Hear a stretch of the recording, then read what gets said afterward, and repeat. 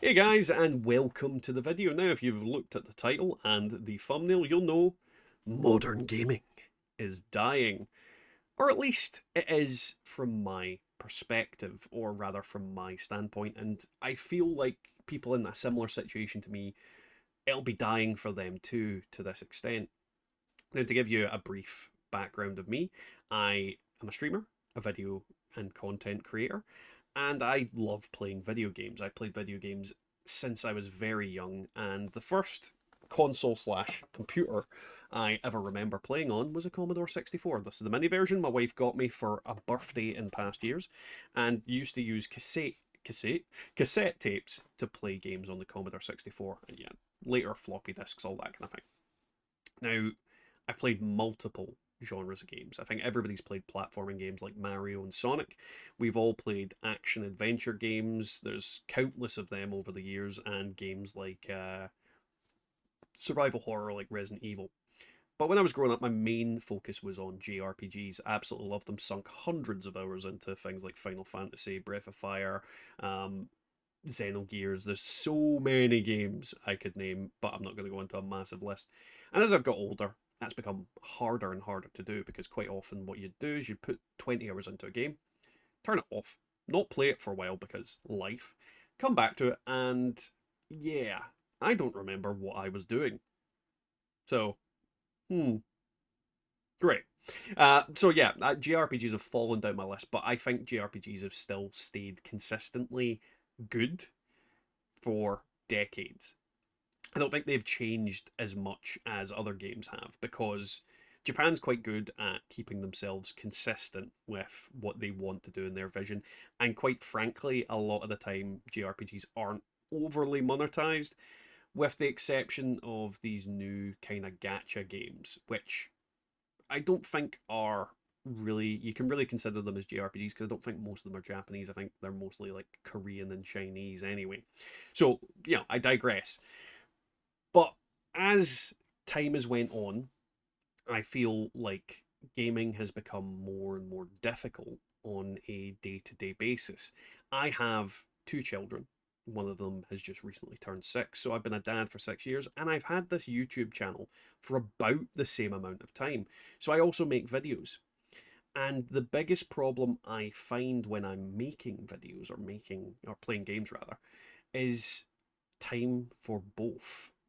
And this is the kind of real problem with current gaming trends. The whole live service thing. And granted, live services have been around for a longer time than 10 years, but more recently it's become worse and worse. Is that the game wants me to play it constantly. It wants me to play it and nothing else. It wants me to just focus all my attention on that game and nothing else. And the problem with that being, as I said, I've got two kids to look after. I am, for the most part, a stay at home dad, so I am home with the kids a lot of the time. And when I film my videos, it's quite often I've sent them upstairs to play in the room for a little while I record or I am doing something else. Then I've got to make dinner, I've got to make lunches, I've got to keep the house clean, I've got to do dishes, I've got to then basically take the dog out or feed the dog, all that kind of thing. And then I've also got work. I still work. Granted, I'm not full time, but I still do have a job that I go to. But the game wants me to play it constantly. And if it wants me to play it constantly, then I don't have time to edit or create videos because I'm constantly grinding. And more recently, I've came to the conclusion that this was just killing my urge to play games at all or play specifically live service games. And I came to this conclusion when I was away on holiday with the wife and kids. We went to the seaside, we had a great time. We went into the ocean, we had some sun, we had some food, we found crabs. And I don't mean that as in like the dirty ones that are in my pants. I mean crabs as in, and we had a lot of fun. But while I was away, I just kind of sat there thinking to myself, there's certain things I don't think are working in what I'm doing. And games that I'm playing wasn't part of that focus yet. It was more what I'm doing in terms of content creation. I feel like I used a lot of time on Twitch and it just wasn't yielding any results. So I was like, we'll cut that out and I'll go back to YouTube in terms of streaming and see what happens. But when I came back, there was this myriad of drama revolving Diablo 4. Now, Diablo 4's Season 1 patch broke the game for a lot of people. It nerfed their characters and nerfed their builds and made the game, to an extent, in the way that they wanted to play it, unplayable. Now, for me, I was like, I'll give it the benefit of the doubt. I'll try out the patch and try out the season and see how we feel. But when I played the season, I felt the same. I was enjoying myself. I was enjoying the grind, enjoying playing through the game, and I kept going. But as I've been going, it's dawned on me that no one else I know that was originally, we had maybe 10 people in the little guild that we'd made. None of them are playing. It was just me. It was just me playing and no one else. And I was grinding and grinding and grinding. And I've got myself to level 85 again. And I feel like I'm constantly chasing the next piece of gear. Boots with the perfect stats on them. A sword with the perfect stats on them. I feel like I'm Sisyphus, pardon me, rolling a boulder up a hill. But instead of a boulder, it's a pile of ever accumulating shit that is just getting bigger and bigger and bigger. And eventually, it had to get to a point where I'd get the boulder to the top of that hill, and instead of it rolling back down again, it was going to roll down with me on it and crush me to death like a fucking dung beetle under a pile of poop. And it's came to that point. It's came to that point where I have reached the conclusion that I'm not happy with what I'm doing. I'm not happy with the games I'm playing. Live service games are great for content creators in the sense that they have a never-ending pile of shit to spew out to you guys. But I don't like that type of content. I actually like making informative videos and guides and just talking to my audience and to people that maybe have different opinions to me or the same opinion. It doesn't really matter as long as there's some sort of dialogue and it doesn't get too, heated. And I've came to the conclusion that live service games for me are just, I keep trying to replace one live service game with the next. And I keep making this mistake and I keep doing it. And I need to stop. It's something I need to do.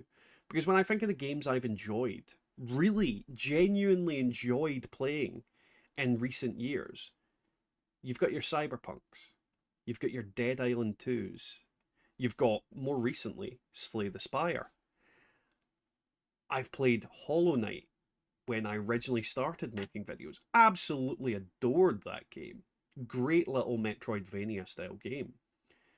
I've played, Daemon X Machina. That was a game I'm fervently waiting for the next iteration of. When the second version of the game comes out, I'm going to make a lot of videos on that for definite.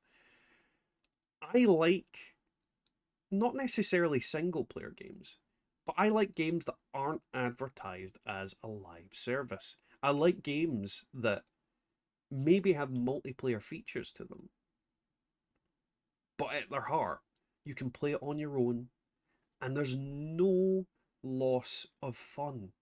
You don't need other people. It's not like it's just grind. It's story. It's fun little mechanics, mini games, all these kind of things. And I feel like modern live service games are really missing the boat when it comes to this. They're missing the boat on what makes games really fun. They're hitting the nail on what makes them addictive and pervasive into your everyday life. But for anybody that's in a situation like me who has limited time to play and has genuine real world responsibilities, these games are going to kill your desire to play at all. Another thing that I wanted to mention was obviously Activision Blizzard's recent thing with old Call of Duty games. So obviously Call of Duty games are a live service to an extent, but they've recently just re-released, or rather revitalized the servers of these games, so you can now play all of the old COD games online and play the multiplayer aspects of them. And it's been embraced by the Call of Duty community with open hands. And the reason for that being is because these games were back when gaming felt good. These games felt good to play. They felt good to pick up and then put down. And then pick up again when you wanted to, not when you felt you had to. And I think this is something that a lot of game companies could learn from. That people want a game that they can put down and not feel like their lives are second fiddle to a video game, because it should never be the case. Your life shouldn't come second. It should always come first. Either way, guys, if you agree with the points I've made in today's video, if you have any suggestions for games that I would probably enjoy, or want to just put your opinion into the mix, definitely leave a comment down below. I'm very, very happy to see what you guys have got to say in regards to this. This is a topic that's very close to my heart, because obviously I make video content on video games. Video games are super, super important to me, and I don't want to lose that. It's one of the few outlets I have in terms of things, and that might sound a little bit sad, but it's a place where I can go and just lose myself, and not have to worry about things going on in life. But either way, guys, don't forget to like, comment, subscribe, and we'll hopefully catch you in the next one.